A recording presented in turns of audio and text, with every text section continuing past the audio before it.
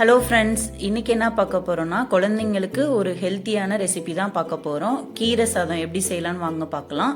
இதுக்கு 2 ஸ்பூன் அரிசி, 1 ஸ்பூன் பருப்பு எடுத்திருக்கேன். நீங்க பருப்பு, துவரம் பருப்பு, பாசி பருப்பு எது வேணா போட்டுக்கலாம். நான் இன்னைக்கு துவரம் பருப்பு எடுத்திருக்கேன். இதை நல்லா ஒரு 2ல இருந்து 3 டைம் வாஷ் பண்ணி ஒரு 30 மினிட்ஸ் ஊற வச்சுக்கோங்க. இதுக்கு தேவையான பொருள்னு பார்த்தா 2ல இருந்து 3 சின்ன வெங்காயம், 2 பல்லு பூண்டு, ஒரு ஆஃப் சைஸ் தக்காளி எடுத்துக்கிறோம். கீரை நீங்க பாலக்கீரை, அரைக்கீரை, சிறுகீரை எந்த கீரையில வேணா செய்யலாம். நான் இன்னைக்கு சிறுகீரை எடுத்திருக்கேன். சிறுகீரை ஈஸியா டைஜஷன் ஆயிடும்.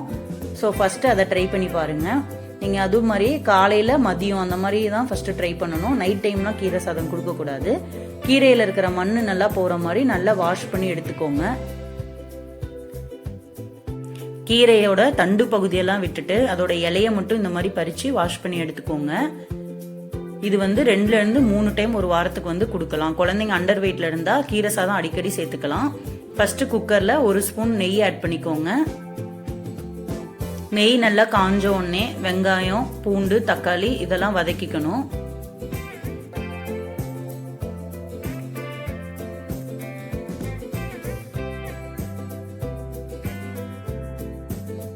இப்போ நல்லா ஃப்ரை ஆகிருச்சு. இப்போ நம்ம கீரை ஆட் பண்ணிக்கிறோம். இனிஷியலா கொடுக்கும் பொழுது கீரை கம்மியா கொடுங்க. போக போக இன்க்ரீஸ் பண்ணிக்கலாம் குவான்டிட்டியை. கீரை சாதம் ஹெச்பி இன்க்ரீஸ் பண்ணும். பிளட் சர்க்குலேஷனுக்கு ரொம்ப நல்லது. வெயிட் கெயினுக்கு நல்லது. குழந்தைங்களுக்கு அடிக்கடி ஃபீவர், கோல்டு இது மாதிரிலாம் வருதுன்னா கீரை சாதம் கொடுத்துக்கிட்டே இருந்தீங்கன்னா இம்யூனிட்டி பூஸ்ட் ஆயிடும். லஞ்சுக்கு ஒரு பெஸ்ட் ரெசிபின்னு சொல்லலாம். இப்போ அரிசி ஆட் பண்ணிக்கிறோம். கீரை சாதம் 7 மந்த்ல இருந்தே கொடுக்கலாம். சால்ட் எதுவும் ஆட் பண்ண தேவையில்லை 1 இயர் பிலோ இருக்கிற குழந்தைங்களுக்கு. இப்போ பாருங்க, இப்போ நம்ம தேவையான அளவு வாட்டர் ஆட் பண்ணிக்கிறோம். நான் இன்னைக்கு 1.5 கப் வாட்டர் ஆட் பண்ணிக்கிறேன்.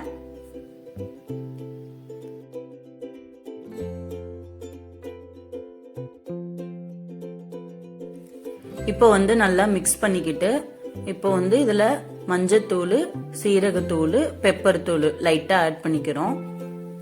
காரம் எதுவும் அதிகமா போட வேணாம், குழந்தைங்க சாப்பிட மாட்டாங்க.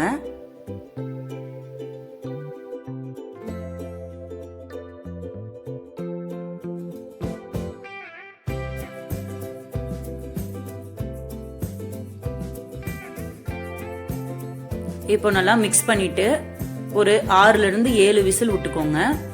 நீங்க 7 மந்த் குழந்தைங்களுக்குலாம் ஊட்டுறீங்கன்னா ஃபர்ஸ்ட் மிக்சியில நல்லா கிரைண்ட் பண்ணிட்டு ஊட்டுங்க. 10 மந்த்ஸ் குழந்தைங்களுக்கு அப்படியே மேஷர்ல மேஷ் பண்ணிட்டு கொடுத்துடலாம். கான்ஸ்டிபேஷன் குழந்தைங்களுக்கு இருந்தாலும் அடிக்கடி கீரை சாதம் கொடுங்க. இப்ப பாருங்க நல்லா வெந்துருச்சு. அவ்வளவுதான், ரெடி ஆயிடுச்சு. இப்போ நான் ஒரு மேஷர்ல மேஷ் பண்ணி எடுத்துக்கிறேன். குழந்தைங்களுக்கு லூஸ் மோஷன் இருந்தா கீரை சாதம் அவாய்ட் பண்ணிக்கோங்க.